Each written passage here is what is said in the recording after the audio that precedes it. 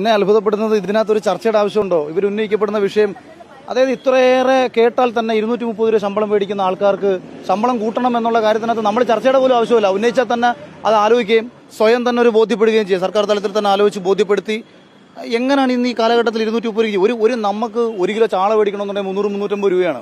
അപ്പോൾ ഒരു വീട്ടിൽ 230 രൂപയ്ക്ക് എങ്ങനെ ഒരു കുടുംബം കഴിയും? അവർ 700 നിങ്ങൾ കൊടുക്കണ്ട, പക്ഷേ നിങ്ങൾ ആലോചിച്ചിട്ട് 500 കൊടുത്തിട്ട് അവരെടുത്ത് സംസാരിക്കുക എന്നുള്ളതല്ലോ. അത് കഴിഞ്ഞ 56 ദിവസം കൊണ്ട് കേരളത്തിലെ 28,000-ഓളം വരുന്ന ആശകളെ പ്രതിനിധീകരിച്ചുകൊണ്ട് കുറേ സ്ത്രീകൾ ഇവിടെ സമരം ചെയ്യുകയാണ്. സ്ത്രീപക്ഷവാദികളെ ഞാൻ കാണുന്നില്ല. ഇപ്പം നമ്മുടെ സിനിമാ മേഖലയിൽ എന്തെങ്കിലും ഒരു പ്രശ്നം ആർക്കെങ്കിലും പറ്റിക്കഴിഞ്ഞാൽ ചാടി ഇറങ്ങുന്ന വലിയ സെലിബ്രിറ്റീസ് വനിതകളെ ഞാൻ കാണുന്നില്ല. പല സ്ത്രീ പുരോഗമനവാദികളെ കാണുന്നില്ല.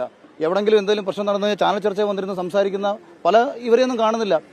ഇതൊക്കെയാണ് ഈ കേരളത്തിന്റെ യഥാർത്ഥ അമ്മമാരും യഥാർത്ഥ സഹോദരിമാരും പെങ്ങന്മാരും ഒക്കെ. നമ്മൾ ഇവർക്ക് വേണ്ടിയിട്ടാണ് സംസാരിക്കുന്നത്. അപ്പം ഞാൻ ഇവിടെ വരുന്നത് സംസാരിച്ചത് സത്യത്തിൽ ആദ്യം ഈ വിഷയം നമ്മൾ സോഷ്യൽ മീഡിയ കണ്ടു.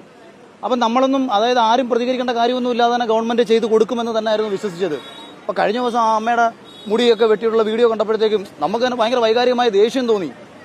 അപ്പോൾ അപ്പോഴാണ് ഞാൻ വിചാരിച്ചത് ഇനിയിപ്പോൾ കാര്യം ഇതൊക്കെ കണ്ടിട്ടും കണ്ണടയ്ക്കുന്ന ഒരു സമൂഹമാണെന്നൊക്കെ പറഞ്ഞു കഴിഞ്ഞാൽ അത് ഇടതുപക്ഷ സർക്കാർ ഭരിക്കുന്ന ഒരു നാട്ടിൽ ഇവിടുത്തെ അമ്മമാരുടെയും സ്ത്രീകളുടെയും, ഇപ്പോൾ എൻ്റെ അമ്മ തൊഴിലുറപ്പ് ജോലിയാണ്, ഇന്നും അമ്മ തൊഴിലുറപ്പിൽ പോയിക്കൊണ്ടിരിക്കുകയാണ്. എൻ്റെ കുഞ്ഞമ്മ ആശയാണ്, തൊട്ടപ്പുറത്ത് താമസിക്കുകയാണ്. ഞാൻ പണ്ടും ഇതിപ്പോൾ ഒരു സെലിബ്രിറ്റി എന്ന നിലയിൽ ഇവിടെ വന്നത് കണ്ടിട്ട് ഷോ കാണിക്കാനെന്ന് ആൾക്കാർ പറയും. ഞാനിങ്ങനെ ആയിരുന്നു എൻ്റെ നാട്ടിൽ, എൻ്റെ പഞ്ചായത്തിൽ, എൻ്റെ നാട്ടിലെ സ്ത്രീകൾക്ക് വേണ്ടിയിട്ടും ഇത് പോയി കോട്ടത്തിൽ പോയി ചോദിച്ചാൽ അറിയാം. അപ്പം അത് നിങ്ങളെ കണ്ടതുകൊണ്ട് പറഞ്ഞതാണ്, അല്ലെങ്കിൽ ഇത് വന്ന് കണ്ടിട്ടങ്ങ് പോകാമെന്ന് വിചാരിച്ചിരുന്നതാണ്. തീർച്ചയായിട്ടും ഞാൻ പറഞ്ഞത് ഒരു പൊതുസമൂഹത്തിൻ്റെ ഭാഗത്തു നിന്ന് ശക്തമായ സപ്പോർട്ട് സ്ത്രീകൾക്ക് ഇവർക്ക് കൊടുക്കണം. ഗവൺമെൻറ് ഉറപ്പായിട്ട് നടപടിയെടുക്കണം. കാരണം ഇവരെ കണ്ടില്ലെന്നുണ്ടെങ്കിൽ ഈ ഗവൺമെൻറ് ആർക്ക് വേണ്ടിയാണ് ഭരിക്കുന്നതെന്ന് വ്യക്തിപരമായിട്ട് നമുക്ക് ചോദിക്കാനുള്ളൂ. കാരണം അവരെ കാണണം, നമ്മളത് അഭ്യർത്ഥിക്കുകയാണ്, ഇത് പ്രതിഷേധിക്കുകയല്ല. അവർക്കൊപ്പം നിന്നുകൊണ്ട് അവരുടെ ഒരു മോനായോ സഹോദരനായോ നമ്മളൊക്കെ നിന്ന് അഭ്യർത്ഥിക്കുകയാണ്. ദയവ് ചെയ്ത് ഗവൺമെൻറ് ഇത് കാണണം, ഇവരുടെ വേദന കാണാതെ പോകരുത്. ചെയ്തു കൊടുക്കാൻ പറ്റുന്ന നിങ്ങൾക്ക് സാധ്യമായ കാര്യങ്ങൾ. ഇപ്പം 500 രൂപ ശമ്പളം എന്ന് പറയുമ്പോൾ ഗവൺമെൻറ്റിനെ സംബന്ധിച്ച് ഒരാൾക്ക് കൊടുക്കുന്ന പരിപാടിയല്ല, 28,000 പേർക്ക് കൊടുക്കണം.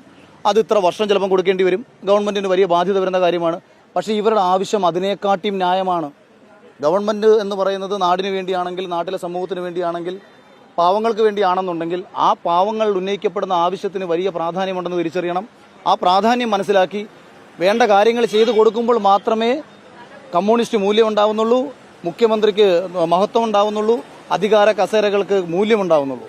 ഈ ആശാസമരം തുടങ്ങിയ സമയത്ത് തന്നെയാണ് അവർ ഈ ഓണറേറിയം വർദ്ധിപ്പിക്കണമെന്ന് ആവശ്യം ഉന്നയിച്ചുകൊണ്ട് സമരമിരിക്കുമ്പോൾ തന്നെയാണ് PSC ചെയർമാനും അംഗങ്ങൾക്കും 4 ലക്ഷത്തിൽ. അതെ അതെ അതെ അതെ അത് വാഹനങ്ങൾ എടുക്കുന്ന കാര്യത്തിലായാലും മറ്റ് അനധികൃത ചെലവുകളുടെ കാര്യത്തിലായാലും ഈവൻ ഒരു കേസുകൾക്ക് പാർട്ടിയെ സംരക്ഷിക്കാൻ വേണ്ടിയിട്ട് ഗവൺമെന്റുകൾ നൽകുന്ന ഫീസുകൾ, കോടതിയിൽ കെട്ടിവെക്കുന്ന കാശിന്റെ കാര്യത്തിലായാലും ഒക്കെ സർക്കാരിന്റെ പൈസ ഇല്ലെന്ന് പറയാൻ പറ്റില്ലല്ലോ.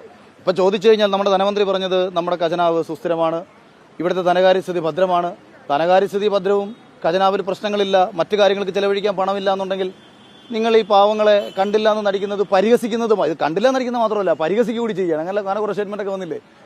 അപ്പോൾ പിന്നെ നമുക്ക് എങ്ങനെയാണ് പറയുന്നത് ഒരു ജനകീയ സർക്കാരാണെന്ന് പറയേണ്ടത്? പണ്ട് ഈ നമ്മൾ കൊയ്യും വയലെല്ലാം നമ്മുടേതാകും പൈങ്കിളി എന്ന് പറഞ്ഞിട്ട് പണ്ട് പാവങ്ങളുടെ കയ്യിൽ നിന്ന്, അല്ല ഈ മാടമ്പികളുടെ കയ്യിൽ നിന്ന് വയലേലകളൊക്കെ എടുത്ത് പാവങ്ങൾക്ക് കൊടുത്തു. പിന്നീട് ഈ പാവങ്ങളുടെ കയ്യിലിരിക്കുന്ന വയലെല്ലാം കൂടെ പിടിച്ചു പറിച്ചിട്ട് ടാറ്റയ്ക്ക് കൊടുക്കാൻ പോയതാണ് ബംഗാളിൽ സംഭവിച്ചത്. അപ്പോൾ ആലോചിക്കണം, ഈ അധികാരമെന്ന് പറയുന്നത് ജനങ്ങളുണ്ടായതുകൊണ്ടാണ്. ഇവരെ പോലെ ഈ വോട്ടർമാരെല്ലാവരും ഇവരുടെ കമ്മ്യൂണിസ്റ്റ് പാർട്ടിക്ക് വോട്ട് ചെയ്ത് ഒരുപാട് പേരിവിടെ കാണും. അല്ലെങ്കിൽ 28,000 പേര് ധാരാളം പേര് പാർട്ടിക്ക് വോട്ട് ചെയ്തിട്ടുണ്ട്. അത് പാർട്ടിയെ വിശ്വസിച്ചിട്ടാണ്, വീണ്ടും അധികാരം കൊടുത്തത് പാർട്ടിയെ വിശ്വസിച്ചിട്ടാണ്. അപ്പോൾ അവരുടെ വിശ്വാസം കാത്തു സൂക്ഷിക്കുക, അവരുടെ ആവശ്യം ന്യായമാണെന്ന് ചിന്തിക്കുക. 500 രൂപ എന്ന് പറഞ്ഞാലൊക്കെ ഇപ്പോഴത്തേക്ക് സാഹചര്യത്തിൽ നമുക്ക് പലപ്പോഴും തോന്നും അതിൻ്റെയൊക്കെ മൂല്യം പോലും പോയി, 500 രൂപയുടെയൊക്കെ മൂല്യം പോലും പോയി. നമ്മൾ പിരിവ് ചോദിച്ചാൽ പണ്ട് 101 കൊടുക്കുന്ന സ്ഥാനത്ത് നിന്ന് 500 ആയി. അതായത് ഏറ്റവും കുറഞ്ഞ തുക എന്ന നിലയ്ക്ക് ഒരു 500 വന്നപ്പോൾ 500 നിങ്ങൾ ഒരു ദിവസം വെച്ച് കൊടുക്കുന്നു. വ്യക്തിപരമായിട്ട് ഗവൺമെൻറ്റിനോട് നമ്മൾ റിക്വസ്റ്റ് ചെയ്യുകയാണ്, ഇവരുടെ ആവശ്യം അത്രയും ന്യായമാണ്. ഇവരുടെ ആരോഗ്യവും നശിച്ച് ഇവരിവിടെ വന്ന് കിടന്ന് നിരാഹാരം കിടന്നാൽ ഓരോ കുടുംബത്തിനും നഷ്ടപ്പെടുന്ന, അവിടെ കുട്ടികളുണ്ട്, ഇതൊക്കെ അമ്മമാരാണ്, ഇവരുടെ മക്കളുടെ കാര്യം നോക്കണം. ഇവിടെ വന്ന് കിടന്ന് ഇതുങ്ങൾ ഇവിടെ കിടന്ന് നശിച്ചു പോയി കഴിഞ്ഞാൽ അതുങ്ങളുടെ കുടുംബത്തിന് കൂടിയാണ് ബാധ്യത. അതായത് നിങ്ങൾ ഇല്ലാതാക്കുന്നത് ഇവരെ മാത്രമല്ല, ഒരു കുടുംബത്തെ കൂടിയാണ്. ഓരോ വ്യക്തികളും ഓരോ കുടുംബമാണ്. നമ്മൾ ഇങ്ങനെ സ്ത്രീ അമ്മയാണ്, പെങ്ങളാണ്, അതാണ് ഇതാണെന്ന് വാഗൊണ്ട് പറഞ്ഞിട്ട് കാര്യമില്ല. ആ അമ്മമാരും പെങ്ങന്മാരും ഇവിടെ വന്ന് കിടന്ന് നരകിക്കുമ്പോൾ അവരെ നിലനിർത്തണം, അവരുടെ ആവശ്യം. ലോകത്തെവിടെയായാലും ഏത് സമയത്തും ഈവനിംഗ് കേരള വാർത്തകളും മറ്റു അറിയിപ്പുകളും അറിയാൻ ഞങ്ങളുടെ യൂട്യൂബ് ചാനൽ സബ്സ്ക്രൈബ് ചെയ്യുക.